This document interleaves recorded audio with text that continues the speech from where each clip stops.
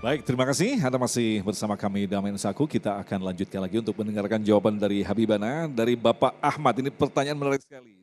Jika seorang imam kita ingatkan berkali-kali dan terus melakukan kesalahan, pertanyaan yang bagus adalah apakah kita harus pindah masjid, Habibana? Ini pertanyaan sangat bagus, mudah-mudahan bermanfaat nih. Ini keluar dari lubuk hatinya Pak Ahmad ini. Dan juga banyak terjadi di negara kita, bicara di negeri kita dah. Itu subhanallah, kita kalau masalah di masjid ya, kita ingat masjid itu bukan milik golongan. Masjid bukan milik kelompok, masjid itu adalah Baitullah, tempat untuk mendekatkan diri kepada Allah. Jadi kalau seandainya kita sholat di satu masjid, kemudian kayak kurang srek dengan imamnya, ya enggak? Kurang sreknya dengan apa? Ada macam-macam. Kurang srek dengan sesuatu yang haram, yang membatalkan sholat, ataupun kurang srek karena nggak seneng dengan orangnya itu. Nggak seneng dengan orangnya itu. Nah beda, kalau nggak seneng dengan orangnya jangan dikritik, kitanya harus perbaiki, kenapa tidak senang? Tapi kalau masalah bacaannya salah, ataupun dia tidak ada tumak nina, atau ini itu, kita bilang baik-baik. Oh tidak mau, kan masjid ada DKM. Masjid ada DKM, Dewan Kemakmuran Masjid. Kita laporkan ke DKM. Dan imam itu tidak boleh sembarangan, harus disetujui oleh DKM. Jadi yang Imam DKM-nya, waduh pelik banget. Silakan. Kalau nggak ada Kiai begini nih. Pelik banget masalahnya. Ya enggak. Oke, kita satu dulu dah, nanti urusannya kedua kita ke sini. Kita ngadep sana dulu, nanti baru corong kita ke sini. Ya kan, kita laporkan ke DKM, DKM-nya rembukan. Di dalam DKM itu kalau kurang bisa juga, panggil ustadznya, kiainya yang ngajar di situ. Jadi supaya kita cari jalan keluar, bukan kita pindah masjid. Itu satu. Sekarang masalahnya kayak Kiai Syahadan bilang, yang jadi imam DKM-nya mau lapor ke siapa? Emangnya masalah ini yang terjadi ini, yang berbuat nembak si dia juga katanya. Nah ini Lasa mau lapor ke siapa? Tidak. Kita kalau misalnya DKM yang salah, DKM yang mana? DKM kan ada ketua, ada wakil, ada bendahara, ada ini, ada sebagian ada yayasan, ada pembina. Kita kembalikan lagi. Kalau seandainya ini itu ayo kita rembuk. Kita sebagai bangsa Indonesia alhamdulillah kita disuruh bermusyawarah. Ini pentingnya Pancasila ini. Bermusyawarah, kita musyawarah, DKM nggak bisa. Apalagi kalau yang jadi imam memang DKM-nya mau lapor gimana? Kita kepada guru-gurunya ataupun guru-gurunya tidak bisa juga, gurunya yang milih DKM. Jadi otomatis belain DKM. Ya di situ ada sesepuh masyarakat. Dan yang lain-lain, ayo kita rembukin supaya masjidnya lebih makmur. Jangan sampai kita jadi tukang fitnah. Ketika kita ada masalah tidak diselesaikan, pindah. Nah itu yang dimarah sama Rasulullah. Afattanun anta ya Mu'ad. Apakah kamu menjadi tukang fitnah? Kenapa kamu panjang-panjang? Nanti akhirnya makmumnya pindah masjid. Nah itu dibilang sama Rasulullah. Pindah masjid itu afatanun anta ya Mu'ad. Rasulullah mengatakan itu. Apakah kamu mau jadi tukang fitnah? Kenapa ya Rasulullah baca Quran bagus? Panjang. Itu ada orang yang gak kuat. Ada yang mikirin anak, suami, mau kepindah masjid akhirnya. Jangan, kita tarik orang ke masjid. Yang sudah di masjid biar istiqomah. Jadi tarik bagaimana solusinya, bagaimana ininya. Itu yang terbaiknya. Jangan sampai kita pindah masjid. Nanti kalau sudah pindah masjid, akhirnya rumah ribut, pindah rumah. Ganti tetangga. Pindah rumah, pindah kota. Kita nggak senang dengan pemerintah, pindah negara. Wadah, celaka. Kita harus bangun negara kita. Ayo, bersama kita. Mudah-mudahan bermanfaat. Habibana, kalau kita perhatikan ada beberapa masjid yang dengan manajemen modern memang sangat ketat sekali dalam penyeleksian imam. Tapi juga banyak masjid-masjid yang sifatnya tradisional. Artinya orang-orang tua yang mendapatkan hak untuk menjadi imam, sementara anak-anak muda tidak banyak berhubungan dengan masjid ini. Habibana, bagaimanakah merubah culture ini? Habib? Ini bagus sekali karena memang sekarang ada yang cara modern, jadi imamnya imam khusus yang begini, yang suara bagus, kadang-kadang terlalu panjang. Jadi kata Rasulullah, khatibun nas ala qadri uqulihim. Kalau kita berbicara kepada orang, kalau kita dalam masyarakat itu gimana karakternya?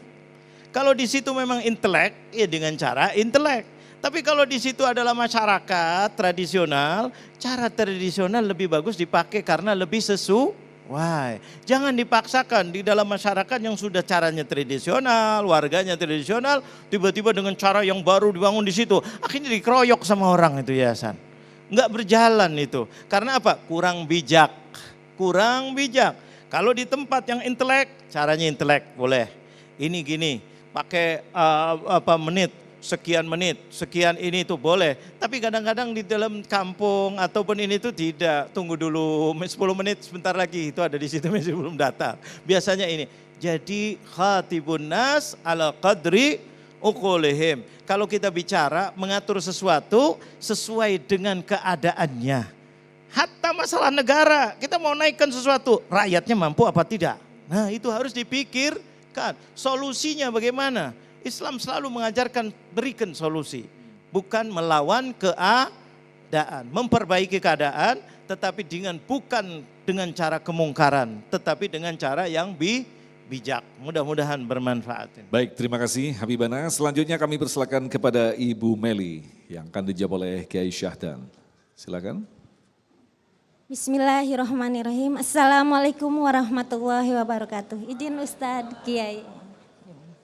Saya mau bertanya, bolehkah kita mengkritik pemerintah atau penguasa yang tidak sesuai, yang berhubungan dengan kebijaksanaannya yang tidak pro rakyat gitu, seperti keadaan sekarang ya. Dan saya mengutip dari hadis riwayat Muslim dan Abi Sa'id Al-Khudri, katanya kan barang siapa yang dari kalian melihat kemungkaran, hendaklah merubah dengan tangannya, dan kalau tidak sanggup dengan lisannya, dan kalau tidak sanggup juga dengan hatinya. Itulah selemah-lemahnya iman. Begitu. Assalamualaikum warahmatullahi wabarakatuh. Waalaikumsalam warahmatullahi wabarakatuh. Berat ini Kiai. Silakan Kiai. Oh, ribet nih urusannya jawabnya nih.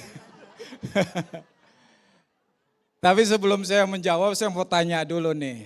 Ya, kalau imamnya peci putih, makmumnya pakai peci hitam, sah nggak jamaahnya? Sah. Dengerin apa kalau saya ngomong? Imamnya peci putih, makmumnya pakai peci hitam, sah nggak jamaahnya? Ya Allah. Imamnya peci putih, makmumnya pakai peci hitam, sah nggak jamaahnya? Lah imamnya peci putih, bukan orang, bukan peci putih.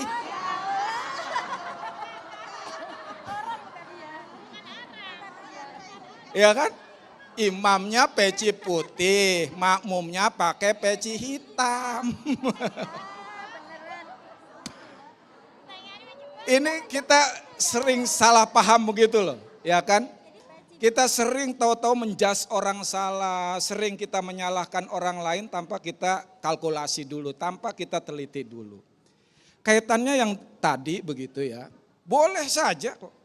Boleh itu kita kritik, itu justru tadi dikatakan sejak awal bagian dari amal ibadah. Bahkan tadi sudah dibacakan itu hadisnya. Tetapi harus ada prosedurnya. Ada aturan-aturannya, ada saluran-salurannya. Kalau pemerintah yang kita kritik itu kan ada undang-undangnya. Ada aturan mainnya, jangan asal hantam promo, apalagi kita mencak-mencak dengan bahasa yang kasar, kita disebarkan di medsos. Jadi malah meresahkan masyarakat. Pakai dengan saluran yang baik, bahasa yang santun. Kita dicontohkan di dalam Al-Quran surat Toha ayat 44. Ketika Allah memerintahkan Nabi Musa dengan Nabi Harun ya, untuk datang mengingatkan Fir'aun. Luar biasa. Bagaimana Allah berfirman? Wa qula lahu qawlan layyina la'allahu yatadzakkaru aw yakhsha. Maka kamu sampaikan kepada Fir'aun itu, beri nasihat, beri teguran, beri peringatan, tapi dengan kalimat-kalimat yang lemah lembut. Supaya mudah-mudahan dia sadar atau takut kepadaku. Masya Allah. Maka Khalifah Harun bin Rasyid pernah dulu dikritik oleh seseorang di mimbar-mimbar, di simposium, di majlis-majlis, di tempat-tempat umum dengan bahasa yang kasar, dengan bahasa caci maki. Akhirnya dipanggil oleh Khalifah Harun ar-Rasyid. Mas, saya Pak, sampean itu lebih mulia Nabi Musa apa lebih mulia sampean? Ya tentu lebih mulia Nabi Musa daripada yang aku. Lah aku ini lebih zolim, lebih jahat dari Fir'aun apa gimana? Ya tentu Fir'aun yang lebih jahat, lebih zolim daripada jenengan. Lawang Allah aja nyuruh Nabi Musa, Nabi Harun mengkritik dan membetulkan Fir'aun dengan bahasa yang lemah lembut. Loh kok jenengan ini loh melebihi daripada Fir'aun, melebihi daripada Nabi Musa. Nah ini Bapak Ibu yang dimuliakan oleh Allah Subhanahu wa Ta'ala. Kita harus paham, makanya tadi ada ilmunya. Kita harus tahu bagaimana sih prosedurnya mengkritik pemerintah. Ya, silakan mengkritik dan itu adalah kewajiban kita, fardu kifayah. Kita merubah bagaimana supaya masyarakat lebih baik lagi. Tapi itu tadi dengan prosedur, aturan yang berlaku, bukan serta-merta, bukan dengan penuh caci makian, bully segala macam. Nanti bahaya, bisa dicap radikal lagi nanti itu kan. Iya. Wallahu a'lam bishawab. Mungkin bisa dikembangkan lagi. Artinya ketika masyarakat kita tahu bahwa negara-negara modern menganut sistem perwakilan. Ketika suara kita rasa tidak mampu diwakili. Akhirnya kita harus mengkritik melalui saluran yang mana. Nah, bukankah setiap peraturan ada yang diuntungkan kemudian ada yang dirugikan. Artinya kan mustahil peraturan akan melegakan setiap orang ini. Yai. Iya, kita banyak aturannya atau salurannya ya. Kalau memang kita sudah didengar, kita punya wakil rakyat tapi seperti pengusaha rakyat, ya kan? Kita harusnya kan dia wakil kita kan. Harusnya kita boleh nyuruh-nyuruh, ini dia yang nyuruh kita coba. Ya, harusnya dia menyuarakan hati rakyat, menyuarakan dan menampung aspirasi kita, tapi sering kali tersumbat. Maka negara membolehkan kita memberikan saluran di forum-forum terbuka dengan demonstrasi, dengan unjuk rasa, tentu itu pun dengan aturan-aturan yang ada. Bagaimana kalau kita udah teriak-teriak, udah mengungkapkan aspirasi kita tapi enggak benar juga? Kan tadi itu ada tahapannya, ya kan? Kalau kita mampu dengan kekuasaan kita, gunakan kekuasaan. Jangan ketika kampanye pengen berkuasa, bla bla bla, giliran berkuasa, dia gunakan untuk kepentingan sendiri. Jadi siapapun yang punya kekuasaan untuk merubah sesuatu, gunakan kekuasaannya. Maka kita menjabat, kita punya yang pelajar, yang siapapun itu gunakan kemampuannya sesuai dengan kapasitasnya. Kalau itu juga tersumbat, maka kita apa? Dengan lisan. Lisan gak bisa, ya itu dah cukup kita tidak menyetujui. Ini nih ya. Jangan sampai kita udah gak berkuasa, udah gak mampu merubah. Lisan juga kita takut melihat kemungkaran, diem baik. Kalau kata orang Betawi, diem baik. Hati kita membenarkan, ini yang bahaya. Minimal hati kita menolak kemungkaran itu. Kira-kira begitu. Baik, terima kasih. Selanjutnya kami persilakan kepada Mbak Zakia. Bismillahirrahmanirrahim. Assalamualaikum warahmatullahi wabarakatuh. Yang terhormat Habib Ahmad dan Kiai Syahdan, mohon izin bertanya mengenai tema hari ini. Setiap orang menyampaikan kritikan itu dengan cara yang berbeda-beda. Ada yang dengan sopan, bahasa sopan, atau bahasa yang kurang sopan atau kasar. Nah, pertanyaan saya, bagaimana cara kita menguatkan mental kita saat menerima kritikan yang pedas dari orang lain gitu. Sekian, terima kasih. Wassalamualaikum warahmatullahi wabarakatuh. Waalaikumsalam warahmatullahi wabarakatuh. Kita akan jawab selepas pesan-pesan berikut ini. Tetaplah bersama kami, Damai Indonesiaku.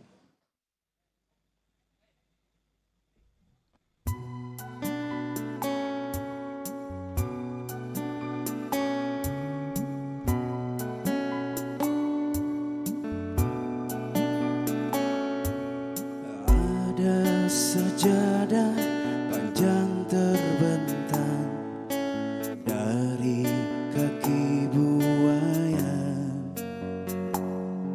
sampai ke tepi kuburan